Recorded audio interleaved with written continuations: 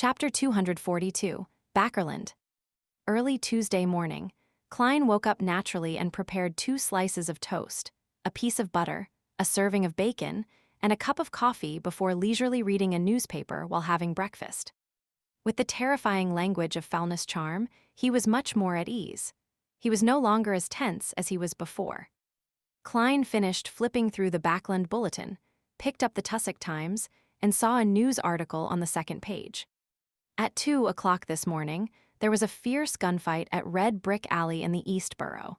According to the police, it is suspected to be a clash between 2 gangs, one of which is the notorious Z-Manger Gang.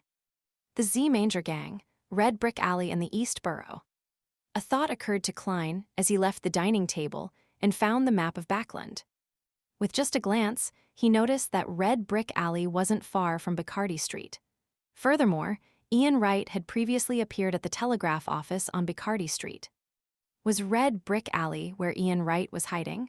Was the violent conflict between the military's special department and the intelligence staff of the Intis Republic? I wonder what the result will be. Klein picked up the last of the bacon, put it in his mouth, and chewed it slowly. He had informed both sides about the divination the previous morning, and they had already locked onto Ian's location that very night, which implied quite a high level of efficiency. After taking a sip of coffee, Klein put down the newspaper and fell into deep thought. Suddenly, he heard the tinkling of the doorbell. "Who is it?" Klein wiped his mouth with a napkin and headed for the door, puzzled. Could it be a new commission? For the past few days, I've been out and about because of the Intis ambassador. I wonder how many jobs and potential clients I've lost. It's such a waste of my advertising money. If this goes on, my finances will be stretched to the limit. Klein suddenly thought of something and opened the door. Standing outside were 2 ladies, one of them being Mrs. Sammer, who wore a dressing gown. She had intricate makeup on her face, making her look more beautiful than at home and nothing like she was in her 30s. The other lady wore a wide-brimmed hat with a black tartan veil and a darker, more fluffy dress. "Detective Moriarty, I have a friend who needs your help." Stellan Sammer held onto her veiled hat, but there was no hint of a smile in her blue eyes. "Please come in." Klein pointed to the living room, and while he was turning around, he took the opportunity to fasten the top button of his shirt and adjusted his black vest. Stellan nodded slightly, and without another word, led the black-veiled lady into the room. She knew the place very well, and without Klein's guidance, easily found the sofa and took her seat. Klein wanted to immediately start asking, but then thought about Stellan Sammer's style of doing things, so he asked with a smile, "Coffee or tea?" In his eyes, Mrs. Sammer was a lady who pursued a high quality of life and tried to show her superiority all the time. "There's no need," the other lady took off her hat. She had good features, but the combination was disappointing. In addition, her cheekbones were too high and she looked older than her actual age. A little anger, a little sadness, a little hesitation, a little fear. Klein read the lady's emotions. It wasn't that he suddenly possessed the abilities of a spectator, but that the lady's actions were just too obvious. Yes, neither coffee nor tea can solve the problem. Stellan imitated a position found in magazines, trying her best to appear classy. "This is Mrs. Mary Gale, a shareholder of Coim Company." "What would you like to entrust me with, Mrs. Gale?" Klein sat down on a single-seater, leaning forward slightly and resting his arms on his thighs. "Don't call me Mrs. Gale, just call me Mary." Mary Gale pursed her lips. "I wish for you to tail my husband and confirm if he has a mistress. It's best if you can obtain material evidence." As a result of the Church of Evernight's active push for years, the Lone Kingdom was more radical in its marriage laws than the other countries, such as Fasak, Intis, and Lenberg. It stipulated that those who committed adultery had to pay a financial price for it, which meant that the adulterer would be at an absolute disadvantage during the division of property. I've heard that at least 4 out of 10 of the other private detectives are investigating extramarital affairs. I didn't expect that I would receive such a job too. Klein said thoughtfully, "Material evidence is not easy to obtain." "I'll lend you the latest portable camera," Mary replied without any hesitation. "As long as you have the evidence, I will pay you £10.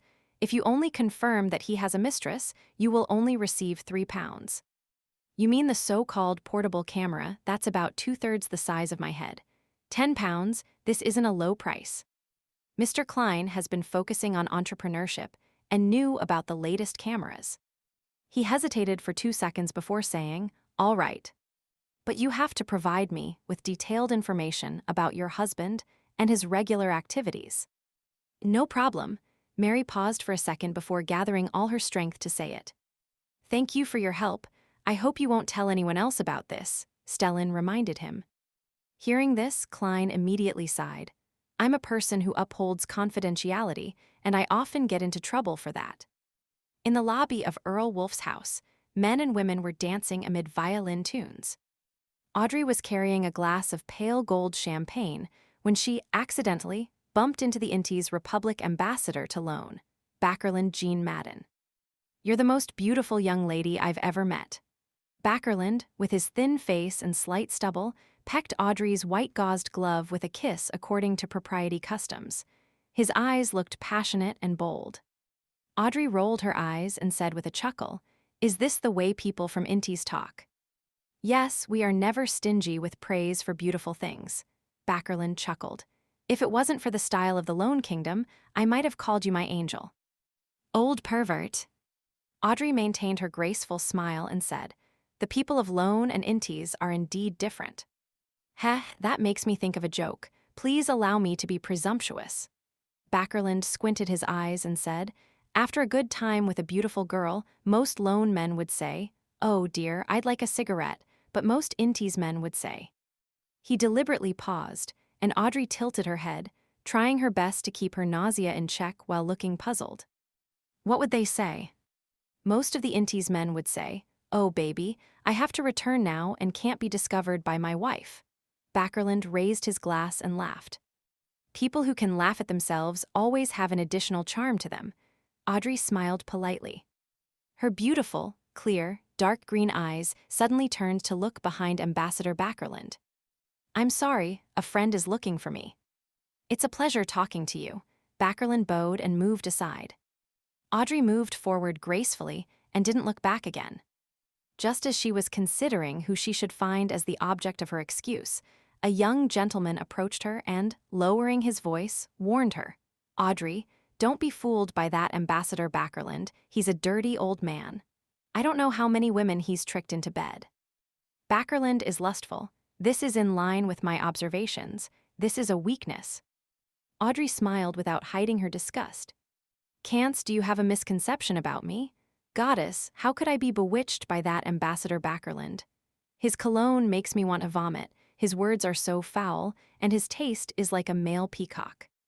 Cance was Viscount Learson's youngest son, and their family was on fairly good terms with the Hall family. According to Audrey, Cance had entered MI9 after graduating from Tingen University and had become quite enigmatic. Her original plan had been to have a chat with Ambassador Bakerland and observe him up close before using the pretext of exasperation to get more information from Cance and his other friends from the intelligence community to learn more about him. To her surprise, she didn't need to seek out Cance Learson since he came over and started the corresponding conversation on his own accord. "Your feelings are correct." Cance gave a sincere smile. He surveyed his surroundings and whispered, "Besides, Bakerland is a very dangerous fellow." "How dangerous?" Audrey asked curiously. "Have you heard of Beyonders? I know that you've always been interested in such matters," Cance said with some deliberation. Audrey gently nodded. "I know quite a bit, most of it being told to me by Glaint." Cance took a glance at Bakerland, who was chatting with an affluent lady, and said with a serious expression, "He's Inti's intelligence head in our kingdom. He's done numerous atrocities, but we haven't been able to gather any evidence of his crimes. He's a Sequence 6, a conspirer." He didn't go into details with an outsider like Audrey, nor did he mention that conspirer was part of the Hunter pathway. However, Audrey was already aware of this. She feigned naivety and sighed. "He's really amazing. He has an assistant in the shadows, one that has perhaps reached Sequence 5. In addition to that, all of the Inti's intelligence agents in the kingdom are under his management. Many of them are Beyonders. Unfortunately, we only know a few of them, Kantz added in passing. Don't be too happy if Bakerland praises you either. It's not what he truly thinks. He just wants to use this opportunity to gather more information. I don't like what you're saying. Audrey looked up at the ornate chandelier and thought for a few seconds. Is Bakerland very smart? You haven't managed to get any incriminating evidence. He truly is good at scheming, but he also has a lot of problems.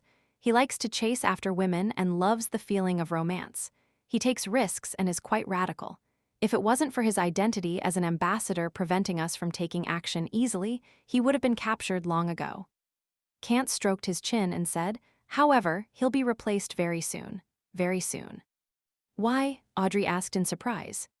My dear beautiful lady, this isn't something you should know.